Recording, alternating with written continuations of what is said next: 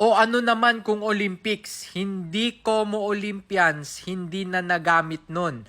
Opinion lang yun bro, OA mo naman. So eto, sagutin natin tong comment neto ni Alan. Kasi di ba nga, pinagtatanggol ko si Carlos Yulo na natural yon at hindi nag-i-steroid yun. Kasi nga, Olympics yun. Okay? Sobrang higpit ng test nun.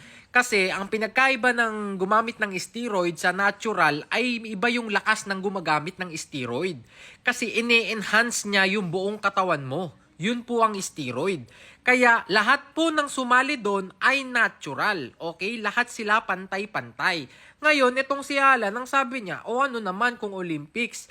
Hindi Como Olympians, hindi na nagamit nun. Yun ang sabi niya. So, ang gusto niyang sabihin na si Carlos Yulo daw ay parang gumagamit daw.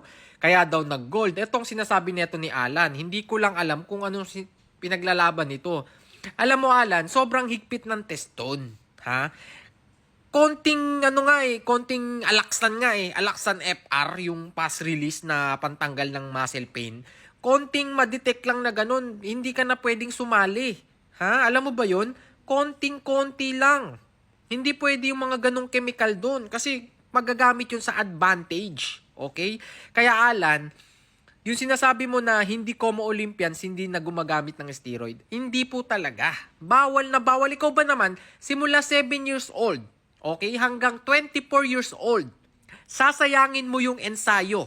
Sasayangin mo yung mga ginawa mong practice, pawis at dugo, para lang sa isang substance na alam mong bawal. 'Di ba? Yun lang yung logic nun, guys eh.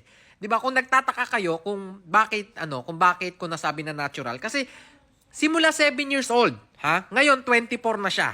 Araw-araw siya nag-eensayo, araw-araw siya nagda-diet. Ha, naka-focus siya sa goal para makakuha ng ginto. Okay? Tapos sasayangin ko lang. Sasayangin ko lang yung lahat ng pinagpaguran ko para lang sa steroid. 'Di ba? Yun lang yun eh. Yun lang yung logic doon, guys. Para maniwala kayo na talagang natural si Carlos Yulo. Yun lang po ang isipin nyo.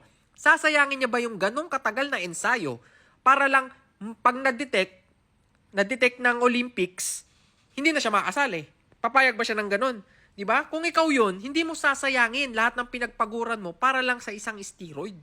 Okay? Kaya sa lahat po na nagsasabi na ang OA ko daw na porket daw Olympics, hindi na daw gumagamit ng steroid. Hindi talaga. Kasi hindi mo sasayangin yung lakas mo.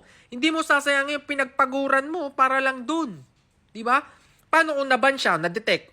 I-risk niya ba yon? I-risk niya ba yung mga pinagpaguran niya para lang sa isang araw, sa isang lakas ng konting dagdag ng steroid? Diba? Makes sense, guys.